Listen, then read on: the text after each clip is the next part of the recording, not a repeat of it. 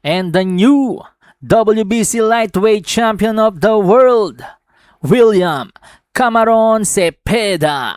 Yes mga amigo, sa pamamagitan po ng 12-round unanimous decision, tinalo po ni William Cepeda si Lamont Roach Jr. sa score na 117-111, 117-111 at 118-110. Pero ano nga ba ang naging tema ng laban?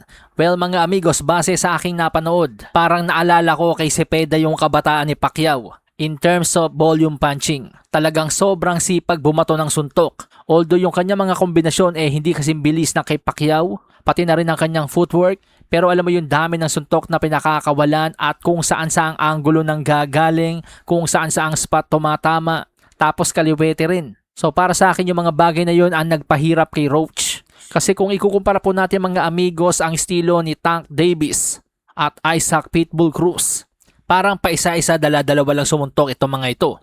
Hindi sila mga volume puncher tulad ni Cepeda, kaya hindi na susuffocate itong si Roach sa kanilang mga opensa. Kasi si Roach gustong-gusto niya yung ganung laban, yung parang nag-aantayan kayo. Kasi nga counter puncher din itong si Roach, mahusay sa mid-range at distansyahan.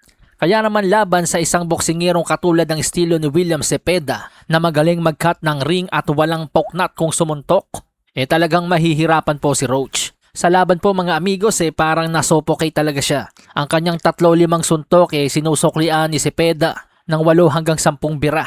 Kaya naman pagtungtong ng round 9 mga amigos, si Cepeda na ang may hawak ng record na may pinakamaraming suntok na naipatama kay Lamont Roach Jr. Ibig sabihin mas maraming tinamong suntok si Roach Jr. laban kay Cepeda kumpara kina Tank Davis at Isaac Pitbull Cruz. Kaya naman yung hindi nagawa ni na Pitbull Cruz at Gervonta Tank Davis kay Roach, ang talunin nito ng kumbinsido, yan po ang bagay na nagawa ngayon ng newly crowned WBC World Lightweight Champion na si William L. Cameron Cepeda, na ngayon ay nag-improve na nga po ang kartada sa 34 wins, 1 loss with 27 knockouts. Samantala sa naging co-main event naman po mga amigos wala pa rin makatalo kay IBF World Lightweight Champion Raymond Danger Moratalia.